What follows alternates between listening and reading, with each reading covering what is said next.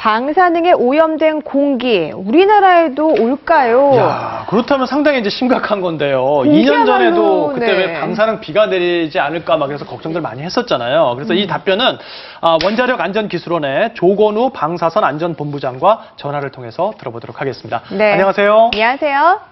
네, 안녕하세요. 네, 방송 보고 계셨죠? 네네. 예, 만약 공기를 통해서도 온다면 정말 걱정스러운데 이게 가능한 얘기인가요? 방사성 물질이 공기를 타고 우리나라로 들어온다. 네. 최근에 일본 후쿠시마 원전 사고 현장에서 있었던 유출은 기체 상태로 대기 중으로 직접 나간 것은 없었고요. 지하수 물에 섞여서 액체 상태로 태평양으로 나갔기 때문에 이번에 배출된 방사성 물질이 바람을 타고서 대기 중에서 이동해서 퍼져나갈 가능성은 매우 낮습니다. 그런데 이제 혹시 바닷물에서 증발해서 공기 중에 포함되지는 않느냐 하는 분들도 계시는데요. 네. 이번에 저희들 방사성 세슘, 이 대표적인 방사성 물질은 그 성질이 물에 잘 녹고 또한 토양에 잘 달라붙습니다. 이런 특성 때문에 방사성 세슘은 우선 바닷물에 잘 녹아 있을 것이고요.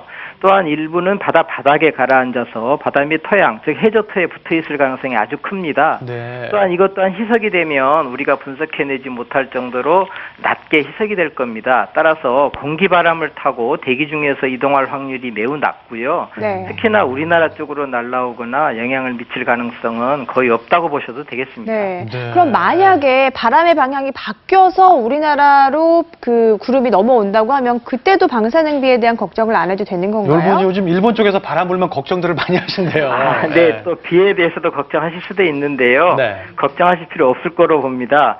기본적으로 말씀드렸다시피 바닷물에 녹아들어서 끊임없이 해류를 따라 이동하면서 희석이 되고 또 확산이 되기 때문에 증발해서 대기로 이게 올라올 확률, 그리고 나서 이게 빗물에 섞여서 이동할 수 있는 가능성도 사실 거의 없다고 보셔도 좋겠습니다. 네, 그러니까 희석이 되면 거의 자연 예. 방사선량과 비슷한 수준으로 좀 많이 떨어지는군요. 그렇군요. 그렇습니다. 예, 네. 알겠습니다.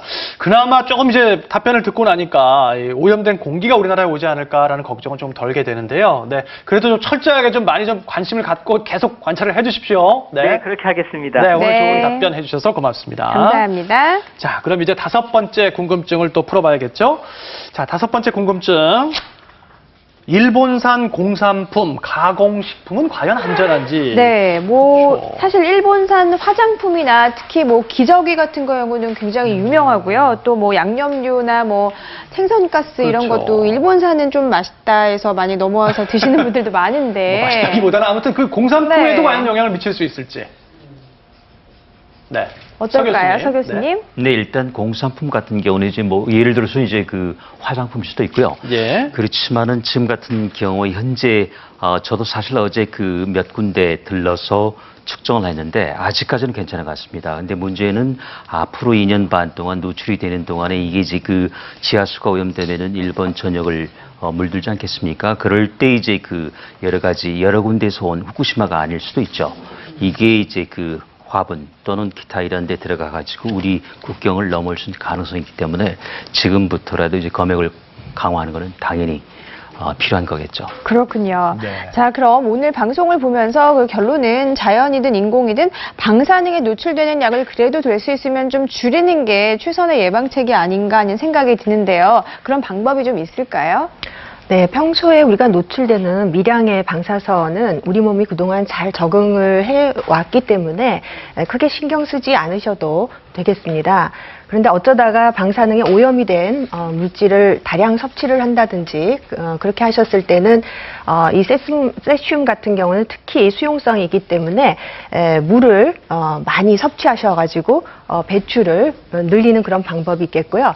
어떤 분들은 맥주를 먹는 것이 이 방사선 배출에 도움이 되지 않는가 이렇게 생각하시는 분이 있는데 꼭 맥주만 그런 능력이 있는 건 아니고 알코올, 뭐 티, 커피 이렇게 소변을 늘릴 수 있는 어떤 아하. 것들도 다 도움이 될 수가 있겠습니다. 네.